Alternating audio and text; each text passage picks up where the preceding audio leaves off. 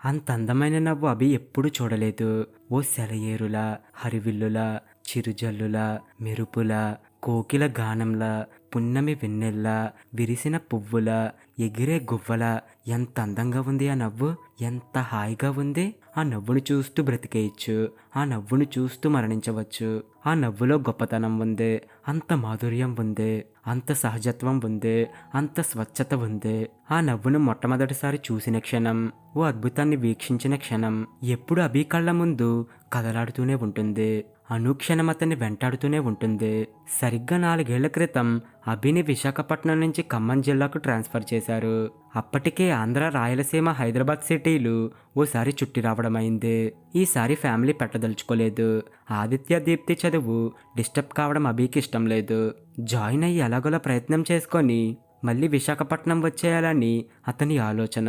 District ఆఫీస్లో join అయ్యి charge తీసుకుని నెల అయింది. ఆ రోజు చాలా బిజీగా ఉన్నాడు. అభి అసిస్టెంట్ మూర్తి అన్ని పనులు తనే చూసుకుంటాడు. అభి పని వెరిఫై చేసి సంతకాలు పెట్టడమే.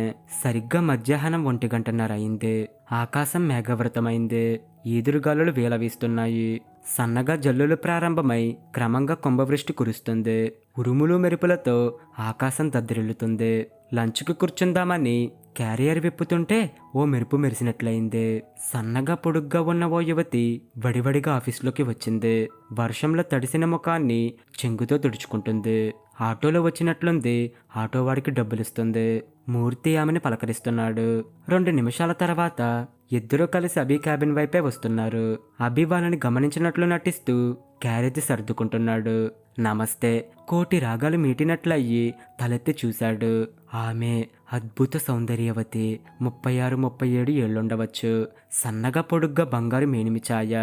అంతకు మించి అద్భుతమైన ఆమె చిరునవ్వు. ఆమె పలకరింపుగా నవ్వుతుంది. అంత అందమైన నవ్వు అతనెప్పుడూ చూడలేదు. నమస్తే. అభికి నోటమాట రాలేదు. మా కొత్త సార్ అభిరామ్, ఈమె శృతి, సోషల్ వెల్ఫేర్ డిపార్ట్మెంట్. మూర్తి పరిచయం చేస్తున్నాడు. ఓ సౌందర్య పాసికుడిలా ఆమె అందాన్ని, చిరునవ్వుని ఆస్వాదిస్తున్నాడు. మూర్తి చెప్పేది అభికి వినబడ్డం లేదు. సార్, మూర్తి పిలిచాడు. అప్పుడు గని లోకంలోకి రాలేదు. కూర్చోండి అన్నాడు అభి. సారీ, మీ లంచ్లో వచ్చాను. నవ్వుతూనే కూర్చుందామే. It's okay. మీరు భోజనం చేశారా? లేదు సార్, బ్యాగ్లో బాక్స్ ఉంది. మా ఆఫీస్కి వెళ్ళి చేస్తా. మీ స్పెషల్స్ మేము తినకూడదా అన్నాడు అభి. ఆమెను ఎప్పుడో ఎక్కడో చూసినట్లు, ఎన్నాళ్ళ నుంచో పరిచయం ఉన్నట్లు అనిపిస్తుంది. ఆ నవ్వు, మాట్లాడే తీరు అభిని ఆకర్షించింది. ఆమెను అలాగే చూడాలనిపిస్తుంది. ఆమె పని త్వరగా ముగించి పంపించడం అభికి ఇష్టం లేదు. ఆమె వచ్చిన పని అడిగితే ఆ పని అవగానే ఆమె వెళ్ళిపోవచ్చు, మళ్ళీ రాకపోవచ్చు. కూడదు అని కాదు, తినగలరా అందే. ఇక్కడికి వచ్చినప్పటి నుంచి హోటల్ కూడు తిని నాలిక చచ్చిపోయింది. మీ పుణ్యమా అని ఇంటి భోజనం చేస్తే కొంతకాలం బ్రతకొచ్చని ఆశ. అంత కష్టం ఎందుకు? ఫ్యామిలీ పోటప్ చేయొచ్చుగా. ఏం చెప్పాలి? పెళ్లి కాలేదని చెప్పనా? ఆమెకు కూడా పెళ్లి కాకపోతే ఎంత బాగుండును. అయినా ఇంత వయసు దాకా పెళ్లి కాకుండా ఎవరుంటారో? అబద్ధమాడిన అతికినట్లుండాలి. అక్కడక్కడ మెరిసిన జుట్టు నా వయసుని తెలియజేస్తూనే ఉంది. మనసులో మదన పడుతున్నాడు అభి. పోటప్ చెయ్యొచ్చు. మీరుండేది ఎక్కడా? మామిళ్ళగూడెం. మాకు కూడా ఓ ఇల్లు చూడొచ్చుగా టక్కున అన్నాడు అభి. నిజానికి అభికి ఫ్యామిలీ పెట్టే ఉద్దేశం లేదు. తప్పకుండా అంది. అటెండర్ను పిలిచి మరో మీల్స్ ప్లేట్ తేమన్నాడు అభి. ఎందుకు సార్, నేను భోజనం చెయ్యను అంది. మాలాంటి సామాన్యులతో చేయరా అన్నాడు అదో పెద్ద జోక్ అన్నట్లు. అయినా శృతి నవ్వింది. ఆ నవ్వు కోసమే అభి కాచు కూర్చున్నాడు. అటెండర్ ప్లేట్ తేగానే క్యారియర్ తెరిచి ఇద్దరికి వడ్డించాడు. ఆమె బాక్స్ ఓపెన్ చేసింది. దాంట్లో ఉంది పులిహార, చక్కెర పొంగలి. మీకు సొంత గుళ్ళు గోపురాలున్నాయా అన్నాడు అభి.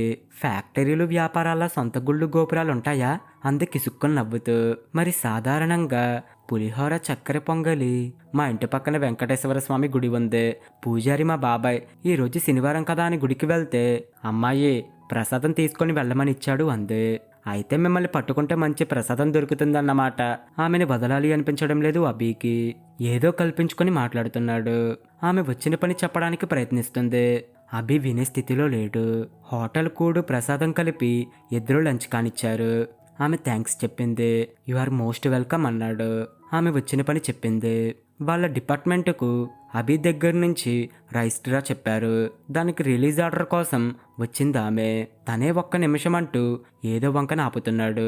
ఆమె ఉన్నంతసేపు చిరునవ్వు మొహం మీద చెరగనివ్వలేదు. ఇంకా ఆమె కూడా లేవక తప్పలేదు. ఆమె ఫోన్ నెంబర్ చెప్తే బాగుండు అనుకున్నాడు. ఏదైనా అవసరమైతే మిమ్మల్ని కాంటాక్ట్ చేయాలంటే అంత అవసరం ఉండదు. నెలకోసారి నేను వస్తా. అంతగా అవసరమైతే మూర్తి గారికి నా నెంబర్ తెలుసు అందే. 2 చేతులు జోడించి నమస్కారం పెట్టి బయలుదేరిందామె. అప్పటిదాకా ఉన్న వెలుగు ఒక్కసారి మాయమై చీకట్లు కమ్ముకున్నట్లు వీధి గుమ్మం దాకా వెళ్లి సాగనంపుదామా అనుకున్నాడు అభి. స్టాఫ్ ముందు చులకనవ్వడం ఇష్టం లేక మానేశాడు. ఒక్కసారిగా అభికి నీరసం నిస్సత్తువ ఆవరించాయి. అతనిలో శక్తి అంతా తనతో తీసుకుపోయినట్లు అనిపించింది. ఆ రోజు ఇంకా పని చేయబుద్ధి కాలేదు అభికి. అలా ఓ 4 రోజులు గడిచాయి. ఆ 4 రోజులు నిద్రలేని రాత్రులే. కళ్ళు మూసినా తెరిచినా ఆమె ముఖమా నవ్వు కనిపిస్తున్నాయి. ఇక లాభం లేదనుకుని మూర్తిని పిలిచాడు. మొన్న ఈ మధ్యన వచ్చిన మేడం, ఆవిడ పేరేంటి? శృతి కదా, ఆవిడ ఫోన్ నెంబర్ కావాలోయ్ అన్నాడు. మూర్తి సంస్కారవంతుడు.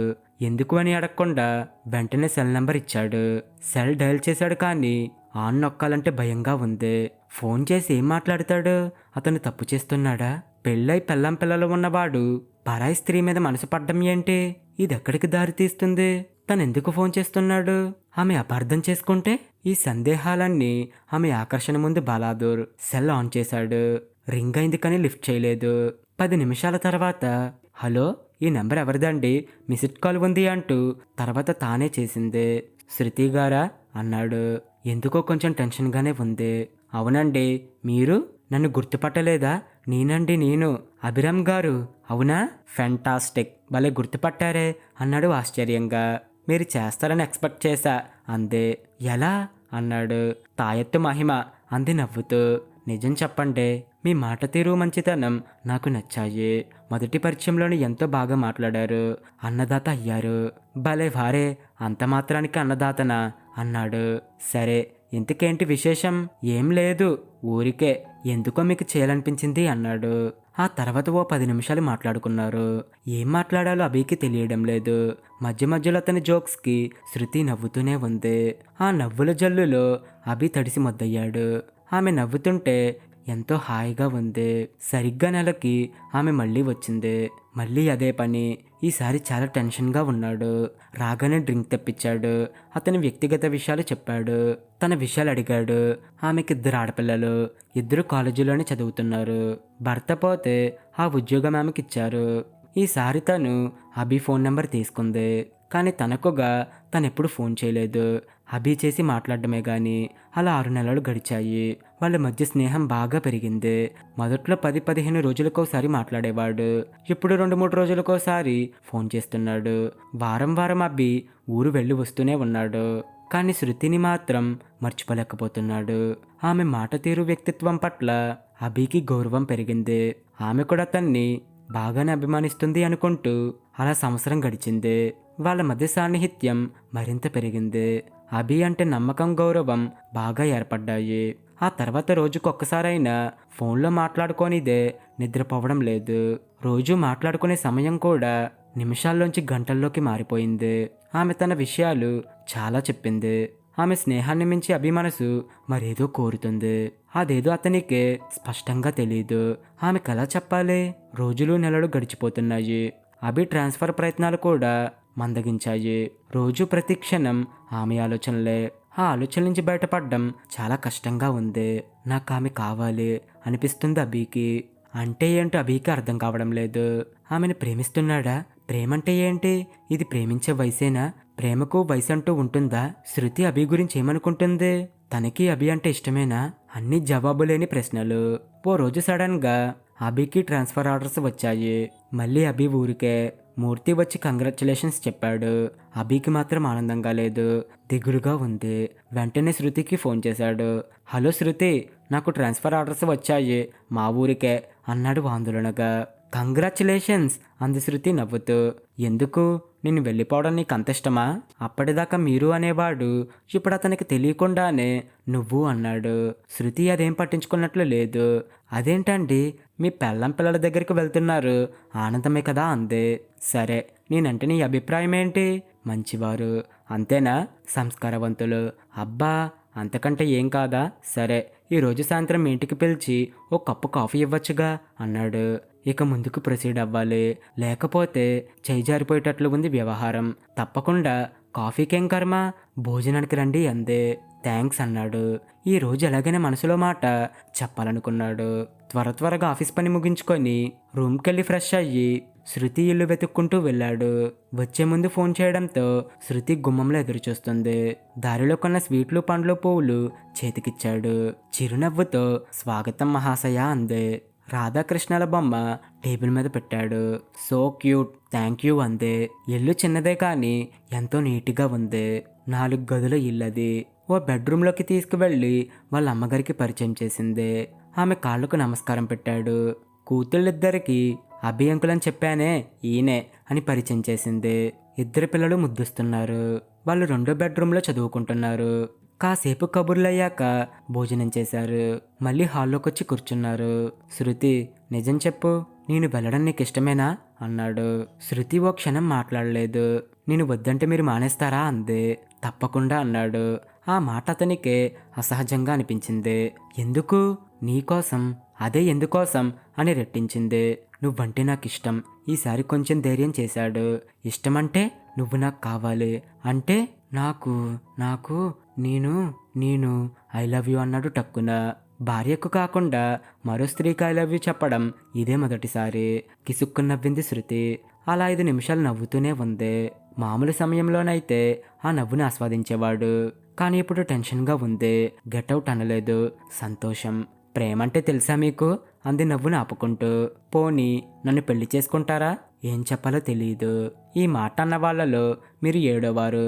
ఆ 6గురిలో 5గురు పెళ్ళైన వాళ్ళే. నరేష్, నారాయణ, శ్రీనివాస్, వెంకటేష్, వంశీ, మధు. అంతా ఇదే డైలాగ్ విని విసిగెత్తిపోయా. అంతా నా శరీరాన్ని కోరుకున్న వాళ్లే. నన్నుగా ప్రేమించేవాళ్ళు కాదు. ఒక్క క్షణం ఆగి మళ్ళీ అందే. నన్ను జీవితాంతం మీరు చూస్తారా? మీ భార్య బిడ్డల్ని వదిలి మీరు రాగలరా? మీ భార్యకు విడాకులు ఇవ్వగలరా? సూటిగా అడిగింది శృతి. ఏం చెప్పాలో అభికి అర్థం కాలేదు. ఏం చెప్పినా కృత్రిమంగానే అనిపిస్తుంది. కానీ నిశ్చయంగా ఏదో చెప్పాలి, లేకపోతే ఆమె ముందు ఓడిపోయేటట్లు ఉన్నాడు. తప్పకుండా నిన్ను పెళ్లి చేసుకుంటా, అందుకు నా భార్యకు విడాకులు ఇవ్వాల్సిన పని లేదు అన్నాడు. అభి మాట అభికే నమ్మకంగా లేదు. పైగా కన్ఫ్యూజన్గా ఉన్నాడు. అంటే నన్ను సెకండ్ సెటప్? ఛే, అదేం మాట అన్నాడు. అలా అయితే ఏనాడో ఎవరో ఒకళ్ళకి అంగీకరించేదాన్ని. నాకు క్యారెక్టర్ ఉంది, నాకు నీతి నియమం ఉంది. మీరు ఎంతో సంస్కారవంతులు. మీకు నా హృదయంలో మిగతా వాళ్ళకంటే గొప్ప స్థానం ఉంది. మీరు నన్ను అలా అడగడంలో తప్పుందని నేను అనడం లేదు. ఇంతకాలం మన స్నేహంలో మీరెప్పుడు మీ పరిధిని దాటలేదు, అసభ్యంగా ప్రవర్తించలేదు. నిజానికి మీతో జీవితాన్ని పంచుకోవడానికి నేను అదృష్టంగా భావిస్తా. కానీ ఈ కట్టుబాట్ల సంఖ్యల్లోంచి అంత ఈజీగా బయటపడలేను. నిజం చెప్పాలంటే మీరన్నా ఐ లవ్ యూ. నేను మిమ్మల్ని ఉద్దేశించి ఎన్నోసార్లు అనుకున్నా, కానీ తెగించి చెప్పడానికి మనం పుట్టింది పవిత్ర భారతదేశంలో కదా అందే. నిజానికి అభి, ఈ 2 సంవత్సరాల్లో ఎంతో దగ్గరయ్యాం. నీకు నాకు మధ్య ఏ దాపరికం లేదు. ఇంతకు ముందు ఎవరెవరు నాతో ఎలా ప్రవర్తించారో, నేను ఎంత ఇబ్బంది పడ్డానో అన్నీ మీకు చెప్పాను. నాకెన్నో మంచి సలహాలు ఇచ్చావు. ఎవరికి గట్టిగా నో అని చెప్పి శత్రువులు చేసుకునే పరిస్థితి కాదు నాదే. మగదిక్కులేని ఆడదంటే ప్రతి మగాడి కలుసే. నువ్వు ఆ ఉద్దేశంతో అన్నావని నేనన్నను. నువ్వంటే నాకు చాలా ఇష్టం. ఐ లవ్ యూ అభి. మన ప్రేమకు శరీరాలు దగ్గర కానక్కర్లేదు. ఓ చిరునవ్వు చాలు, చిన్న పలకరింపు చాలు, ఒక కరస్పర్శ చాలు. నువ్వు పీల్చి వదిలిన గాలి నన్ను తాకితే చాలు, రామపాదం తాకిన రాయిలా పరవశించిపోతాను. ఈసారి శృతి ముఖంలో నవ్వు మాయమైంది. కళ్ళల్లో నీళ్లు తిరుగుతున్నాయి. ఆనందం, విచారం కలిసిన మిశ్రమ భావాలతో ఉంది. 2 కళ్ళ నుంచి 2 చుక్కలు జలజలా రాలాయి. మొట్టమొదటిసారి అభిని నువ్వు అని సంబోధించింది అప్పుడే. శృతి అని కుడి చేతి చూపుడు వేలితో ఆమె బుగ్గలపై కన్నీటిని తుడిచాడు. సారీ అంటూ చటుక్కుని లేచి నించుంది. సారీ నేను చెప్పాలి, నీ మనసు కష్టపెట్టాను అన్నాడు అభి. లేదభి, ఎప్పుడు అందరి ముందు నటించే నేను నా గుండెల్లో బాధ ఎవరికీ చెప్పుకోను. భర్తని పోగొట్టుకున్న నేను నవ్వడం కూడా అందరి దృష్టిలో నేరమే. ఎవరితో మాట్లాడినా వాళ్ళతో కథలల్లి బురద జల్లేవాళ్లే. ఒక్కోసారి చచ్చిపోవాలనిపిస్తుంది అభి. అమ్మ పిల్లల కోసం బతక్క తప్పదు. సన్నివేశం గంభీరంగా తయారైంది. అభికి ఏం మాట్లాడాలో తెలియడం లేదు. అభి ఒక్కసారి కళ్ళు మూసుకో అంది. ఎందుకు? చెప్తా. కళ్ళు మూసుకున్నాక ఆమె అడుగుల చప్పుడు దగ్గరగా వినిపిస్తుంది అభికి. చటుక్కున ఆమె అభి నుదుటి మీద ముద్దు పెట్టుకుంది. అభి తన్మయత్వంతో మరో ముద్దు కోసం కళ్ళు మూసుకునే ఉన్నాడు. ఓకే అభి, మనం మంచి మిత్రులం, జీవితాంతం గుడ్ ఫ్రెండ్స్. నీ స్థానం ఎవ్వరూ ఆక్రమించలేరు. మరో మగాడికి స్థానమే లేదు, సరేనా? చీకటి పడిపోయింది. గుడ్ నైట్ అంటూ చెయ్యి చాపింది. ఆమె చెయ్యి అప్రయత్నంగా మృదువుగా నొక్కాడు. పాణిగ్రహణం అంటే ఇదేనా? చెయ్యి వదలబుద్ధి కాలేదు అభికి. ఆమె సున్నితంగా చెయ్యి తీసుకుంది. గేటు దాకా అతన్ని తీసుకొచ్చి బాయ్ అభి, రోజు ఫోన్ చెయ్యి అంది. చేస్తా, గంటకి చేస్తా, ప్రతిసారి గంట మాట్లాడతా అన్నాడు. నవ్వడానికి ప్రయత్నించాడు, మనసు సహకరించలేదు. గుడ్ నైట్ అభి, ఆమె చెయ్యి ఊపుతుంది. Good night.